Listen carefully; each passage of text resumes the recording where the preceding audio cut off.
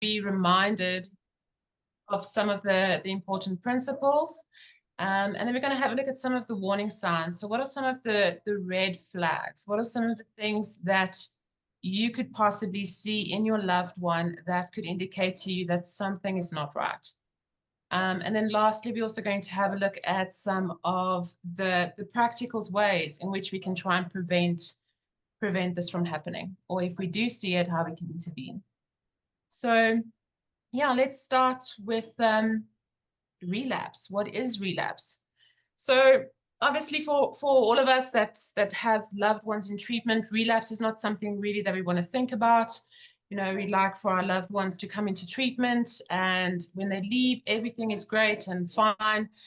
But unfortunately, it doesn't always work like that. So let's just have a look at the definition of relapse firstly. So relapse is defined as a return to addiction after a period of abstinence and recovery. So just something important that I want to highlight there. It's not just after a period of abstinence, but it's also after a period of recovery. And we're going to have a look at it a little bit later on what the difference is between those two. Secondly, like I mentioned, unfortunately, the potential to relapse is part of the nature of addiction. And statistics show that more than 50% of those who enter recovery use drugs again in the first year. So because of those statistics, you know, we always from our side urge everyone to do whatever it takes. You know, we have a little bit of a JFT that says it's not about doing your best, but it's about doing whatever it takes to try and fight this disease. So relapse is more than just using drugs again. It is the process of becoming so dysfunctional in recovery that going back to our old ways of dealing with life seems like a reasonable choice. And this is what I spoke about earlier, the difference between being in recovery and being abstinent. So abstinent is really just the absence of any chemicals or of the addiction.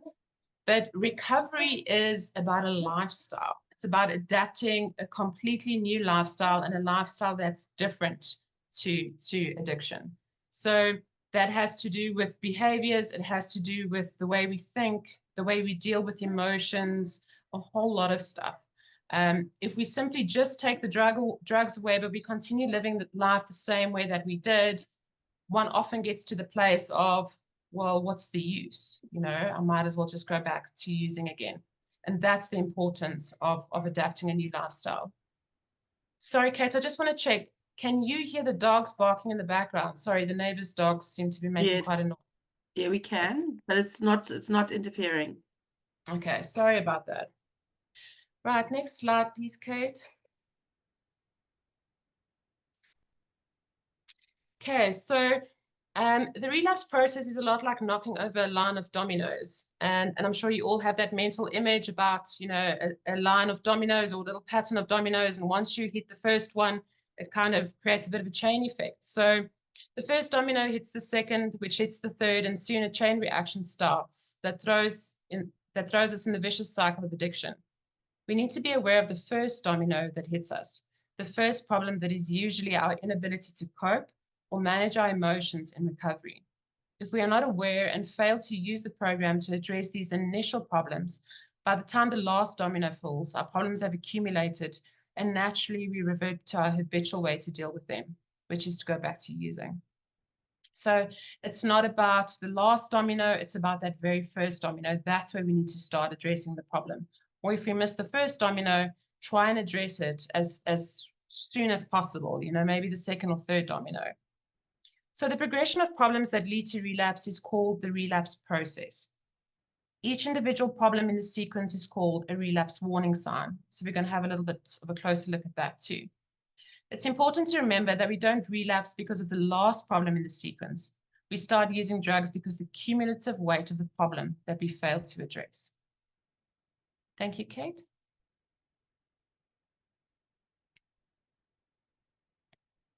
Right, so we're going to have a look at the relapse stages.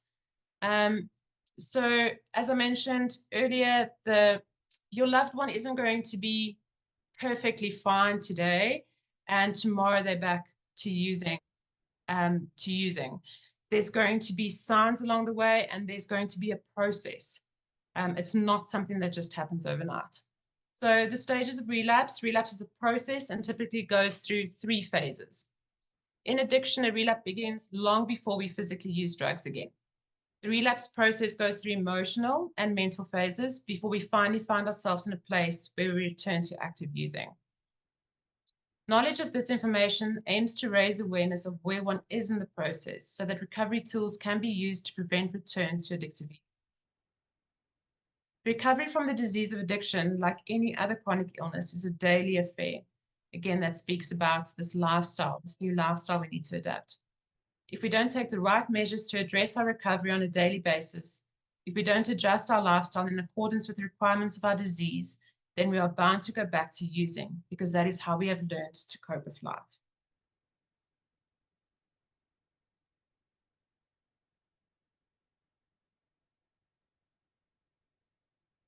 Okay, so thus it is our emotions and our thinking patterns that require our vigilance. It's not just about the drugs.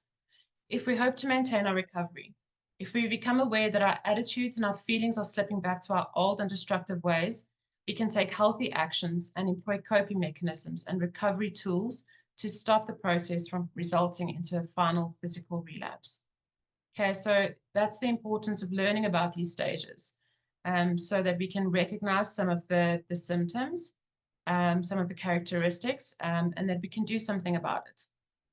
So I think it's important for families and loved ones to be aware of these stages, but it's also something that we teach your loved ones while they're in treatment, so they can recognize it. And it's something we often encourage them to revisit, because it's not always in the forefront of our mind, but sometimes, you know, if somebody says, I'm a little bit concerned, you know, there's 1 or 2 things that are showing up, it's always nice to go back and have a look at that and see if there's any of these characteristics that they can relate to. Thank you, Kate.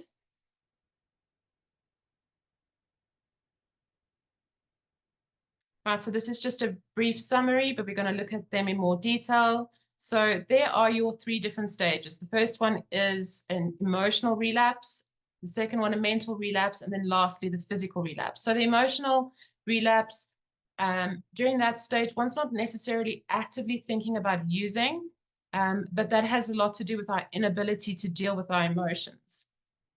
And that then goes on to the mental relapse, where there's often then an internal conflict around using. And if we don't arrest the problem at that stage, it will go through to the 3rd phase, which is the physical relapse, which is the return to active addiction.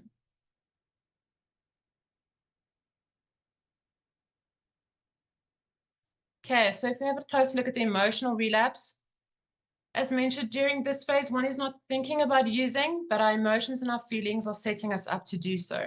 Because one is not actively thinking about using during this stage, denial is often a big part of the emotional relapse stage. One is constantly feeling stressed and overwhelmed. When we find it difficult to process or manage our emotions and feelings, and we either, sorry, okay, just one back. Thank you. So when we find it difficult to process or manage our emotions and feelings, and we either disregard them or we allow them to dominate our lives. If we become aware that we are finding it difficult to cope with our emotions, and this is the time to take healthy actions by using recovery tools and principles to better manage these feelings. And we'll get to those a little bit later. Failure to do so can increase our emotional stress and negative feelings, leading to the next phase of the relapse process, which is the mental relapse. So we've got all these emotions going on, and we're not dealing with them adequately, and then, you know, it starts affecting the way that we're thinking about stuff and we're processing stuff. So this is when our old addictive thinking patterns emerge, and they finally convince us that the only way to cope with these feelings is to use again. If we don't manage our feelings in recovery, eventually we will go back to our old instinctive ways of coping or escaping from life, because that's what we're familiar with, that's what we know. Thank you, Kate.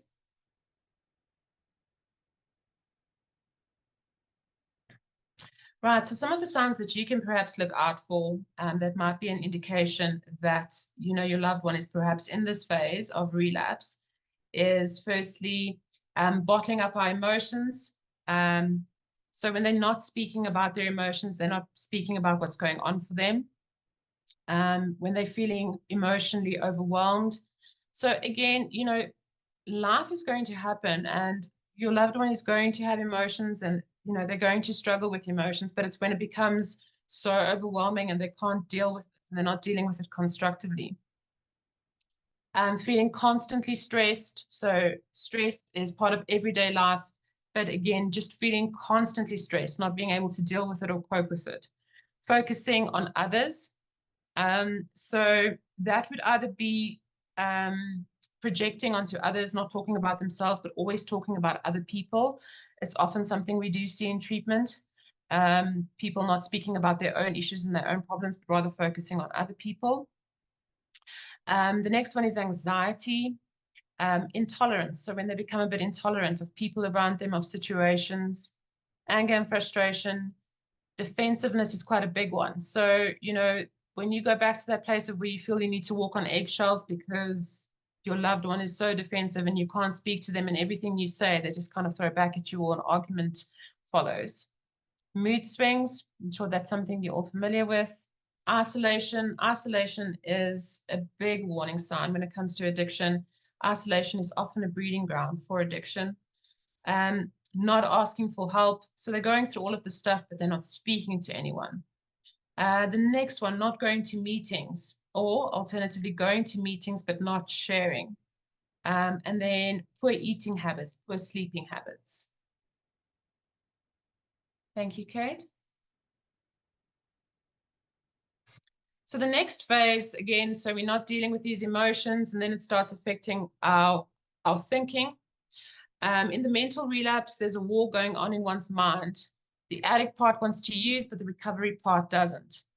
So,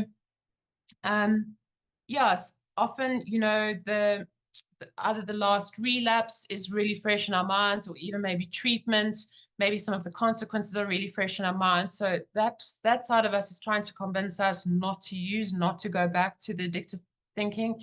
But the addict is also busy growing a little bit stronger, and that's pulling us in the direction of wanting to use. So in the fellowship or in the rooms, they refer to this as stinking thinking. This is when our thinking pattern reverts to its familiar yet distorted and insane ways. As individuals go deeper into the mental relapse, their cognitive resistance to relapse diminishes and their need to escape increases. So moving further on, the part that wants to use gets more stronger than the one that's trying to convince us not to use. So this is when, instead of using healthy recovery tools in our support system, the addict way of thinking slowly eludes us to use drugs again. So doesn't immediately go to using drugs, but will convince us that maybe we don't need, you know, to go to meetings anymore. We don't need to speak to our counselor anymore. You know, I can start hanging around with old friends again. So it starts with that. It starts convincing us that we can go back to old way of doing things. And then we return to the using again.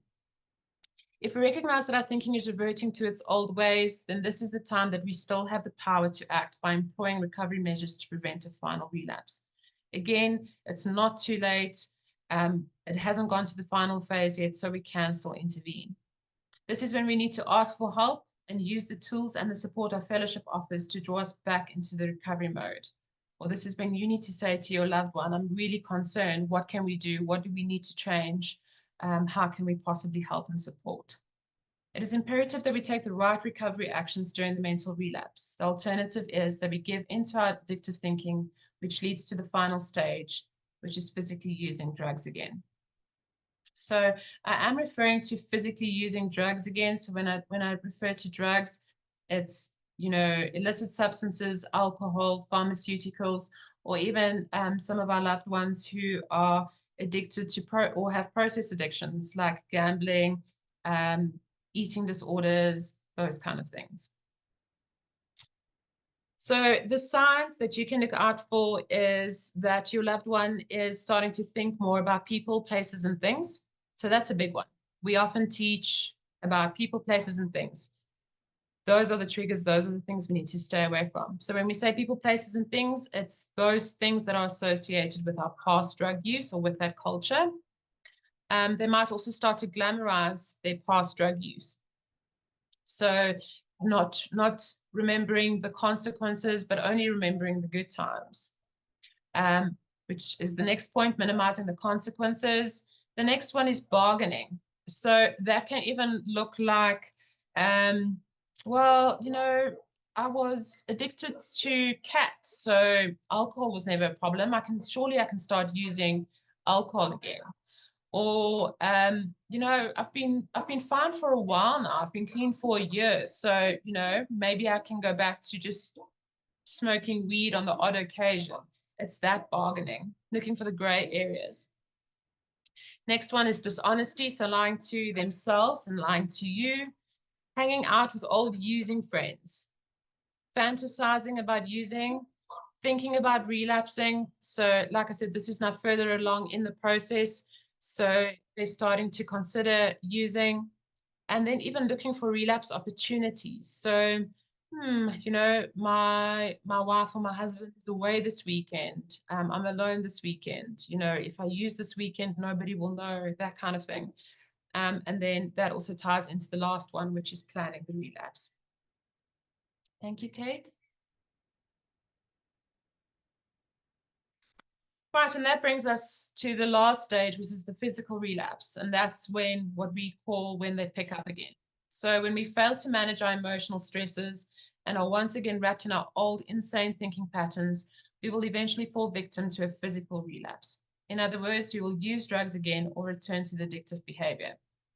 This is a general pattern amongst most of us who relapse, and one that may take weeks, months, or years. But the truth is, recovery is about changing our whole way of thinking, our attitudes, and our behaviors. So again, that refers to that lifestyle. There's so much that needs to change. We can't just stop using. If we don't learn how to feel and deal with life in healthy ways, eventually we are bound to go back to what is familiar. Thank you, Kate. Right, so next we're going to have a look at the warning signs. So the warning signs are almost like these little red flags along the way that say to us, something's not right. This is a possible area of concern. This might show us that something is not right. So just in the previous pages, we learned that it's a process consisting of 3 phases: emotional, mental, and finally the physical one. Throughout these phases, there are plenty of warning signs that something is wrong with our recovery. So we had a look at some of the ways that you can maybe pick it up, and we're going to look a little bit more in depth now. Relapse often takes place because we ignore these warning signs and make believe the quality of our recovery is not suffering, based on the fact that we are not using. We delude ourselves that we have nothing to worry about. So we're going to look at denial, because denial is one of these warning signs, but I think we also experience it in treatment often. So we'll say to somebody, look, you're not going to meetings, and that's a little bit concerning, or you're going to meetings, but you're not sharing. I'm concerned about this. And so often the response will be, but, I'm still clean, I'm still okay. Yes, and although that might be true, there's a very good reason why these warning signs have been documented, because it's often an indication that one is starting to, I almost want to use the word backslide. So, we're not on top of our recovery like we need to be. And then these little red flags pop up along the way. So it's very important for us not to ignore these red flags. Next slide, please, Kate. Okay, so again, awareness is key. If we become aware of what is happening to us by recognizing these warning signs, we can make healthy choices and take recovery measures to stop the process developing into a full-blown relapse. So the common changes that take place can be divided into 3 categories. Again, mental changes, attitude changes, and behavioral changes. So I think the important thing is to, when these things come up, it doesn't mean there's a crisis necessarily. It just means like, I'm concerned you're not going to meetings. I think meetings form a very important part of your recovery process. And I think you need to start attending meetings. I think, constructive conversations need to be had around these topics if we do notice them. Next slide, please, Kate. Right, so then there again, just a bit of a summary on what these warning signs are. They're divided into the 3 categories: mental changes, attitude changes, and behavioral changes. And then they've all got these little subcategories, which I'm not necessarily going to read now, because we're going to go into a little bit more detail in the next slides.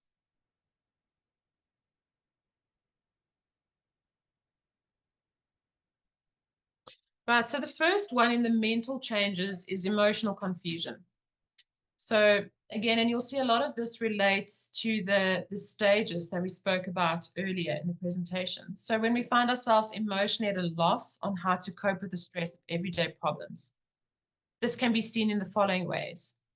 So when one's not keeping their recovery as their number one priority in our life and allowing other issues to take precedence.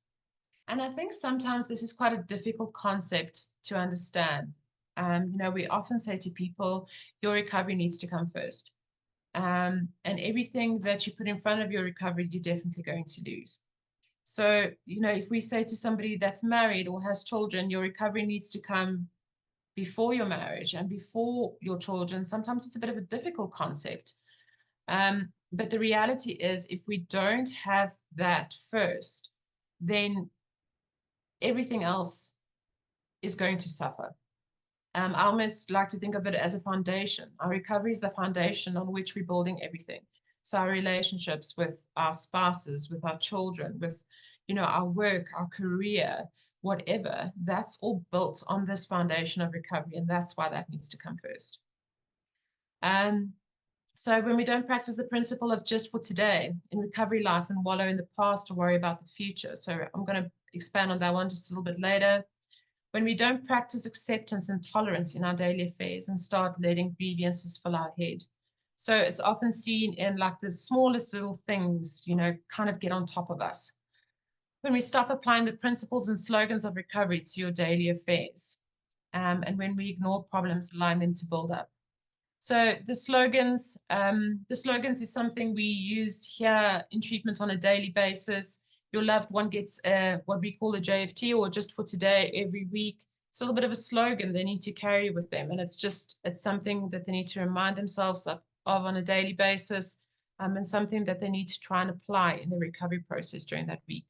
So they're very familiar with them, and I'm sure that you'll hear some of the jargon as well while they are in treatment. But those things, although they seem a bit cliche sometimes, they have a lot of pearls of wisdom.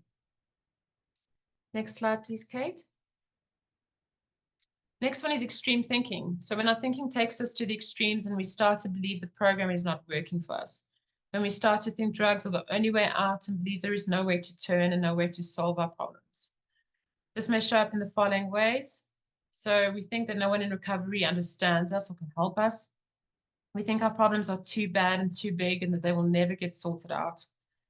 We think that our problems are different from others in the fellowship and that we cannot identify or get support from them. We think the 12-step program is not working for us. Before I get to the last one, I just want to expand on that one. So we often see that, mom, dad, the people here are different to me, they don't understand. They don't have the same problems as what I do. Or they're a lot worse than me, or it's that kind of thing. And then that's why I put there in brackets, similarities and not differences. People's problems are very different, and there's an array of problems. But we need to try and look at what are the things that we can identify with and what's similar to those around us, because that's how we learn. So I've mentioned this one earlier, but that's the return to denial. When we stop sharing honestly about our feelings and our thoughts, when we ignore our deteriorating emotional and mental state and pretend that everything is okay with our life and recovery, when in fact it is not. This shows up in the following ways. Again, being dishonest about how you really feel, pretending that our life and recovery is great, not asking for help, not sharing honestly in meetings or with our sponsor or with our counselor, trying to please or impress others as opposed to being true to how we really feel. So saying what we think they want us to hear and not being truthful about where we're at. Remembering only the good days when we used, so glamorizing again, minimizing the consequences, denying or minimizing the magnitude of our addiction and all the harm and damage that it has brought to our lives. Next slide, please, Kate. Okay, defensive behaviors. When we become defensive, if anyone tries to help us or tell us the truth about the state of our recovery, this shows up in the following ways. When we refuse fellowship support and suggestions and start relying on ourselves for solutions to our problems. We stop going to meetings, seeing our sponsor, working our steps. We become angry and resentful at anyone who tries to help us. So I'm sure that's something that many of you have also experienced when we try and raise concern or we try and, help, then we often met with a bit of anger and hostility. Next one is isolating ourselves. And that often happens because your loved one knows that they're not on the right track, and they rather want to avoid being confronted or challenged about that. So therefore, it's often a lot easier just to isolate and withdraw. So blaming our family, work, fellowship, etc. for our problems, and then we use them as an excuse to use again. And then lastly, thinking that my problem is not addiction. I have other major life issues that I first need to deal with. If we deal with those life issues, they're going to keep flaring up if we don't deal with the root of the problem, which is the addiction. Next slide, Kate. Right, next one is pessimism and escape. So when we start feeling depressed and we have very low energy, when we are feeling so down that we are either contemplating suicide or thinking about using drugs to escape or find some relief. So again, if we're not changing our lifestyle, then it almost seems better to just not be around anymore or to return to drugs. So this may show up in the following ways. We perceive every emotion as bad and we want to escape from it. We have a negative and dark view of life and recovery. We have no hope and we are unable to imagine a good future ahead. We have unrealistic high expectations of our recovery and want the miracles to come true for us right away. And if they don't happen right away, then, we're like, okay, well, this is hopeless and this is pointless. And we expect life and recovery to always be good and not have plans for the bad days. And the reality is the bad days are going to come because unfortunately that's part of life, but we need to have a contingency plan. And part of that is going to meetings, speaking to your sponsors, speaking to counselors, being plugged into the fellowship so that you can share some of your struggles. Next slide, Kate. Compulsivity and impulsivity. So when we start to use compulsive behaviors or cross addictions to escape or cope with our feelings and problems. When we start becoming too controlling of others around us and we want to exert power and authority over them as a way to ease our pain and frustration. We may not even be aware that we are using these compulsive behaviors as the means to escape from our real issues. This might show up in the following ways. So switching to behavioral addictions such as sex, work, or gambling as our means to cope or escape with life. Try to exert power or authority over others in a vain attempt to control our own feelings and problems. And misuse prescription drugs to get high, justifying it as acceptable because they are either over-the-counter medication or prescribed by a doctor. Okay, something I just want to touch on there is no such thing as a healthy addiction. Anything that's excessive and compulsive is not a healthy thing. So even something like exercise, if it's done in excess, it's not healthy. Work, it seems we can justify it, but if it's done excessively, it's not a healthy thing. Thank you, Kate. Next one is obsessions. So when we start to obsess about using drugs, convincing ourselves that it's the only way out of our misery and troubles. So that's all that's going on in our head. We're forgetting about life, we're forgetting about family, we're forgetting about work. That's the only thing that's going on in our mind. So when our thinking convinces us that we have no choice but to use drugs to experience relief, comfort, or joy. When we put ourselves in high-risk situations to experience the rush of a high, which in turn activates our cravings to use drugs. Thank you, Kate. Okay, so this shows up in the following ways. Visiting our old using friends or old places. There is no reason to return to old friends or to old places that's dangerous for us and that can possibly trigger us. Listening to war stories and fantasizing.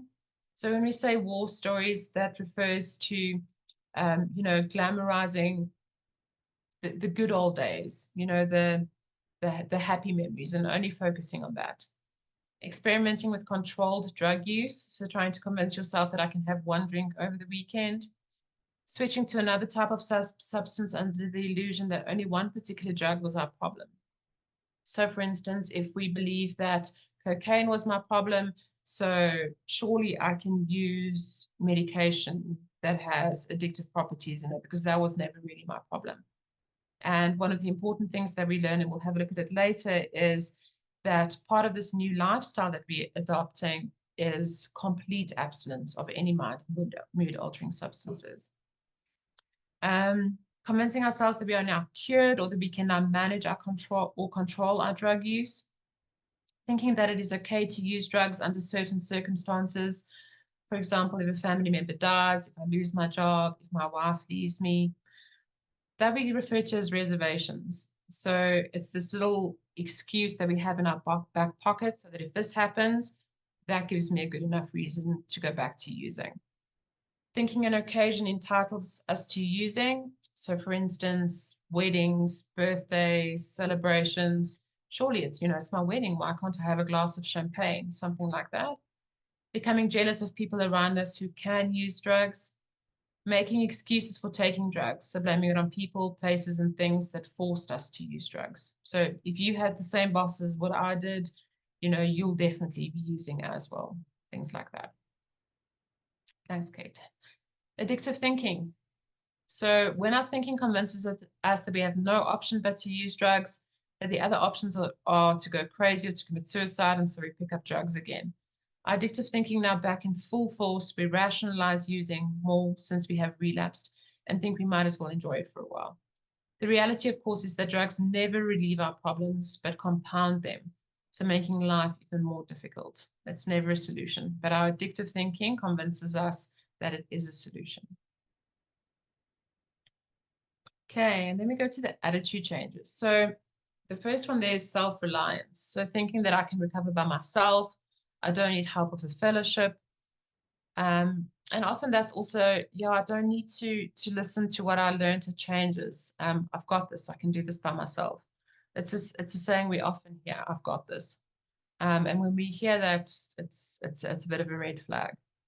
The next one, I can control or manage my drug use. We've spoken about that one quite a bit.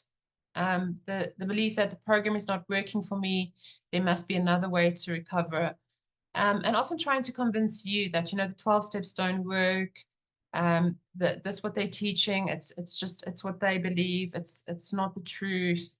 And then also the one that ties in, this is a religious program. I don't like all this God stuff. The 12 steps, and I'm sure that's a presentation that we will do soon again, but it's not about any particular God. We often refer to it as a higher power. So one can make that higher power anything. So it's not something that's forced upon them. So again, that's just often an excuse. Next one is pride. My way is the best and only way. I don't need a higher power. My problems are special and different from others in the fellowship. I cannot relate to them or anybody. Nobody can understand me. Nobody can help me. I can recover by myself. So again, I've got this. I'm good. I have all the answers. I don't need to listen to the advice of other people. I don't need to join these programs, etc. Denial, like I said earlier, denial is quite a big one. So denial comes in the form of addiction is not a disease. I just need to learn how to stop or to manage it. Recovery is boring. I'll never have fun again. I'm cured. I'll never use drugs again. So the problem with that is, and with the first one, believing that it's not a disease, is we carry on with life, but we don't try and manage this disease of addiction.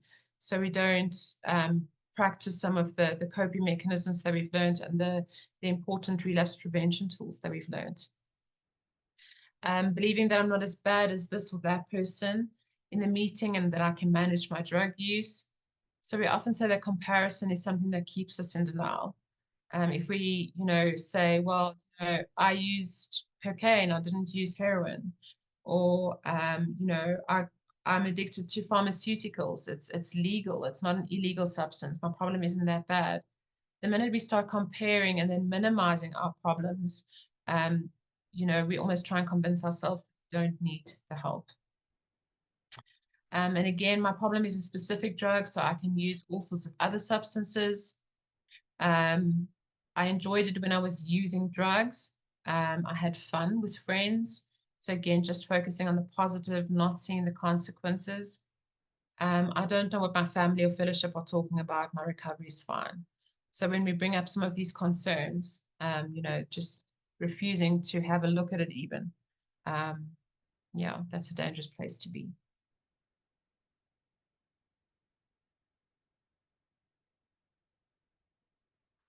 Self-defeating attitude. So when we believe that we will never be happy again, we're feeling hopeless, Why try to recover? I'm bound to use again in any way. If nobody cares, and often it's not even the case that nobody cares. It's just, you know, what they like to believe. So nobody cares. Why should I? Nobody needs to know how I feel or what I'm going through. Why should I trust anyone? Why should I ask for help? If I hide behind everyone else's problems and try to help them, I won't need to work on my own issues. So all of these things are just self-defeating and aren't helping in the recovery process. Next one is rationalization. So when my life gets sorted out, when my family, my work, my finances get sorted out, then I can celebrate and use drugs again.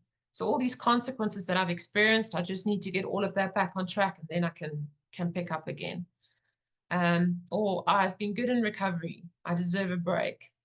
And for us, it almost sounds insane. Like, you know, how can you think that you can go back to that? But we've often experienced that. People have been clean for a long time, and they're like, oh, just this one weekend. I just want to have this one weekend. And the disease of addiction doesn't allow it just to stop at that one weekend. One's completely back into the throes of addiction. My problems are too bad and big. They will never get resolved. So I might as well use again. I can't change the way I think. And that's a flawed belief.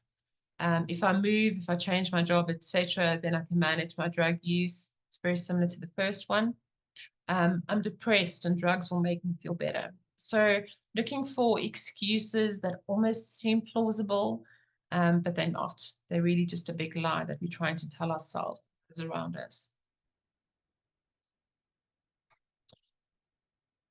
Yeah, the next one. Thanks, Kate. The next one. There we go. Thank you. So behavioral changes. So that's the last one in this chain.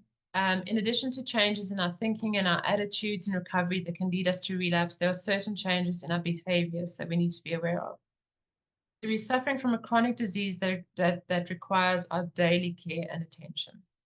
A list of common behaviors that have the potential to lead to a relapse include the following: reducing our meeting attendance, not meeting with our sponsor, not working our program, taking up high-risk behaviors such as being around people, places, and situations that trigger us to use, neglecting personal hygiene, neglecting our healthy eating and sleeping habits, procrastinating in our daily affairs, and impulsivity and compulsivity in our behavior and our conduct. So if these things are showing up again, it's red flags.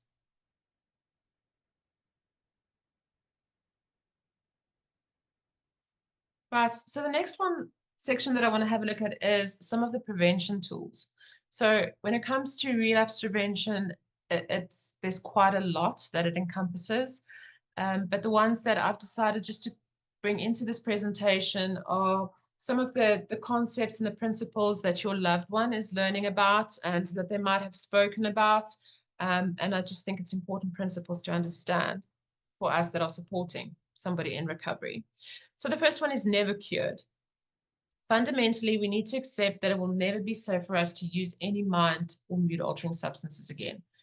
Our addict thinking may try to convince us that we are cured or that our problem was with only one substance and that we therefore can safely use or control other types of drugs. Once we have accepted this fact about ourselves, there is less likelihood to fall victim to our addict ways of thinking. So we need to accept we cannot use any addictive substances ever again. It's not a possibility. And the minute we accept that, then that need to bargain just completely goes away. So that means any illegal substances, alcohol, but it also means there's a lot of, over-the-counter medication or even prescribed medication that has addictive substances. And your loved one does get a list of what those include, and perhaps you can ask them to share that with you. But those substances themselves as well cannot be used going forward. And yeah, we ultimately also do say to your loved one that it's their responsibility. They need to inform doctors, they need to inform pharmacists, dentists, etc., that they are in recovery and that they can't have certain substances. Sometimes they don't always get it right. So we've often had it that, doctors sometimes still prescribe tablets or medication that contains codeine or benzodiazepines. So it is your loved one's responsibility ultimately to make sure that whatever medication they take does not contain any of that. And that ties into the alcohol as well. So, you know, chocolates, desserts, foods, things that have alcohol in it, it's also not something that they can take going forward. And that's something that they need to take responsibility for. Next slide, Kate. Primary disease. So we refer to addiction as being a primary disease. Our recovery must be our #1 priority if we hope to keep it. We need to always remember we are in recovery from a chronic and primary illness, and that we need to work our program on a daily basis if we hope to maintain it. So the easiest way to try and explain a primary disease is that it's similar to diabetes. Diabetes is also considered to be a primary disease. So it is not something that can be cured. Once you're diagnosed with diabetes, unfortunately, it's something that you're going to have lifelong, and the same with addiction. However, the same as with diabetes, it's something that can be managed through medication, but also predominantly through lifestyle. You know, your lifestyle needs to change. And that's the same with addiction. Our lifestyles need to change, and it's something we're unfortunately going to have the rest of our lives. Obsessions and cravings. So when some of us experience intense obsession and cravings, we often need to practice staying clean for only 5 or 10 minutes at a time.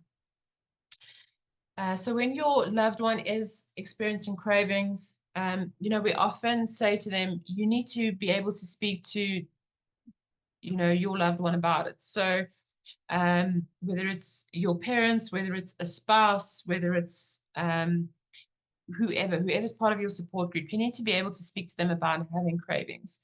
And when your loved one comes to you and says that they're experiencing cravings currently, it doesn't mean that we need to go into panic mode.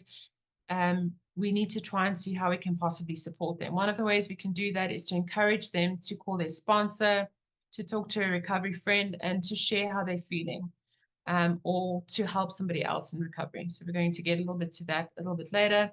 But something we teach them here as well is the 3 Ds. And I think it's something important for you guys to maybe learn. So the 3 Ds refers to distract, delay, and decision. So to distract themselves, we often say, read a book, bake a cake, go water the garden. Just distract yourself, try and get out of your head for a little while. The next one is also delay. So whatever you do to delay picking up, again, just by phoning your sponsor, you're already distracting yourself, you're already delaying it. And often what we have found is that after 20 minutes, most of the cravings do dissipate quite drastically. And then the last D refers to decision. So remember why you made the decision to stop using in the first place. We have a technique that we call play the movie through, and we're going to touch on that a little bit later. But remember the consequences, and remember what the consequences are going to be if you do decide to pick up. So that's just a way to deal with that.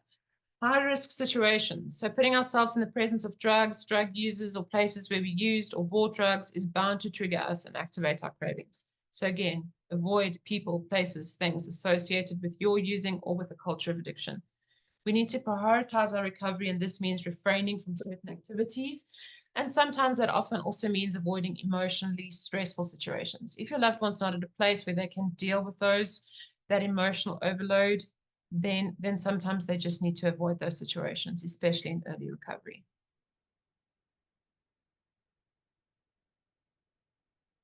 Working the steps. So the steps offer a template to design on how to live a new way of life. They provide us with a set of tools that address and rectify each aspect of our disease and its consequences. We need to work them not only to recover, but more importantly, to maintain our recovery. So the steps will be something that your loved one will work for the rest of their lives. Often they finish the first 12 rounds and then they start again. And yeah, it's just like this says, it's just such a beautiful template on the way to live life. So it's something that will also be an ongoing process. Focus on today. Thinking about whether you can stay clean forever is often a paralyzing thought for men in recovery. All of us in recovery have only 24 hours, and that is where our focus and energy should be. Thinking about the future or the past only diverts us from what we can do today to stay clean. Today is the only time we have. any power over anyway. Regretting the past or worrying about the future is pointless, and it becomes counterproductive to keeping ourselves clean just for today. So yeah, just for today. We often say to the guys, just for today. If, you think about, wow, but, people often come into treatment and they're 19 years old, but what? I'm going to go have a 21st and I can't drink. That's often really overwhelming. So just for today, just for today. And many people are able to do it just for today. And tomorrow we start again, just for today. Next one is to challenge the disease. And that's what I refer to, also known as playing the movie through. So this is a saying suggested in the fellowship rooms to challenge our addictive thinking process. So if our obsession to use drugs becomes so intense, we often say to them, okay, so imagine you've got your drugs. You went to go and score, you've gone to the bottle store, you have your bottle of wine, but then what? Will it actually solve your problems? So this that you're going through, is this really the solution? Is it going to make things better, or is it going to make them worse? Where are you going to end up again as a result of using? So playing the movie through. Often we get stuck in this romantic scene, but we're not thinking about how it's going to end.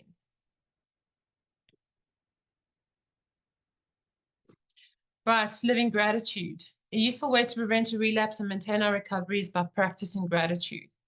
By writing down those things for which we are grateful, we remind ourselves of all that we have been able to achieve and the gifts we have received because of our recovery. There's another, we spoke about the slogans earlier, and there's quite a popular one that says we can't be hateful and grateful at the same time.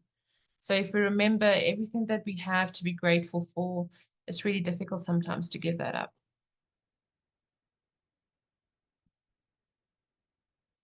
So the next one is being of service. And that's what I spoke about earlier, about going to help somebody else that's struggling. So being of service is proven to be one of the most effective strategies to prevent a relapse. Why is service so important? Firstly, service keeps us connected to our fellowship. We are part of something. It takes us out of isolation, which is the breeding ground for our disease. It's difficult to relapse if you're sharing your experience and supporting another person to stay clean. When we do any kind of service, we feel good about ourselves, and building our self-esteem is a big part of recovery.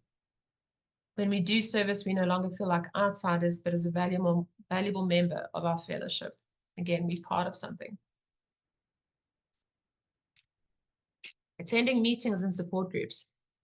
By attending meetings, we place ourselves in a safe environment where there is care and support, which will encourage and empower us to think straight and take positive actions.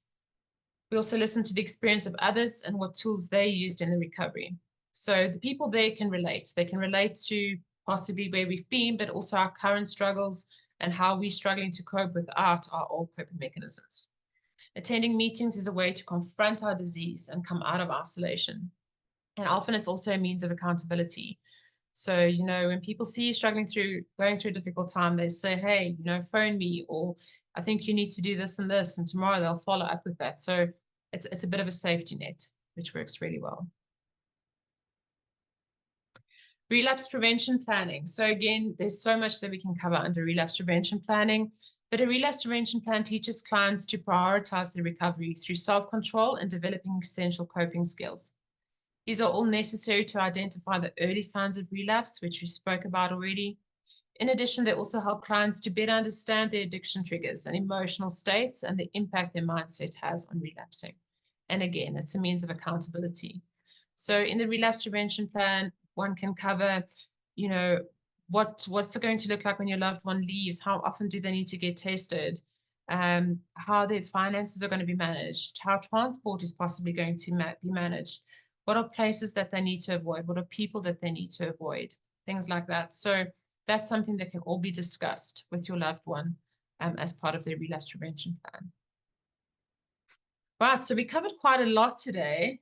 But thank you for your time, and thank you everyone for listening. I think we do have a few more minutes left, so I don't know at this stage if there are perhaps any questions. So again, I think it ties into, trying to almost give us an excuse to act in a certain way. So I think that ties in quite a bit with the rationalization. So kind of putting our own twist on something, or interpreting something in a way that benefits us. And that's not necessarily exactly what was being said. So yeah, I do think often that is something that can be a warning sign. And sometimes that's the beginning of it all sort of crumbling away. So they start off mildly, kind of testing the waters in some way, twisting truths, etc. And then it gradually gets bigger and bigger and bigger. 100%, yeah. So yeah, Kurt's asking, can you elaborate on what a relapse prevention plan looks like? So when it comes to a relapse prevention plan, that is very much a very personalized plan. So it is something that can simply be verbal agreements and an understanding between you and your loved one. Personally, I do like something to almost be a bit more of a contract, something that family agreed to. Everyone's on the same page. And that can be done at different stages in treatment. I do know that relapse prevention is something that is, and Kate, perhaps correct me if I'm wrong, but it is something that your loved one will be educated while they're in primary, but there's not always a contract that gets put place during the time where they are in primary. It's something that can be quite time consuming. And there's a lot that they need to deal with in that space while they are in primary care. But that is often something that we do have a look at during the later phases of treatment. But even if your loved one has just been to the primary care phase, it is again something that you can have a look at, something that you can perhaps discuss. As I mentioned, it's something that I do when I work with clients personally, almost try and put in a bit of a contract format. So it is something that the loved one signs into and the family members sign into, something that everyone agrees to. So what makes sense? What is going to keep your loved one safe? And as I mentioned, it can be specific practical things around testing. So who tests them? How often do they get tested? What happens if they refuse to get tested? Finances, perhaps, how are they going to be accountable with regards to their finances? Do they need to do a cash book, or do messages need to be sent to you when there is some sort of transaction? Meetings, how often do they need to attend meetings, sponsors, that kind of thing. So again, it's very, very personal. There are some things that generally we do recommend needs to be in there, but it does differ from person to person. Kate, I don't know if you want to elaborate on that. Well, whilst in primary and probably at secondary as well, they do what we call a sustainable recovery plan. So the sustainable recovery plan kind of taps into the relapse prevention in terms of identifying behaviors, expectations of behaviors, and just contracting between the two of you, so between the family and the individual, as to what to expect and how to expect it and what the direct consequences of not meeting those expectations are from both ends. I think it can include, expectations of the family in terms of not being helicopterish, etc. But it is a lovely contract that takes a lot of the what ifs out of it and makes it quite clear.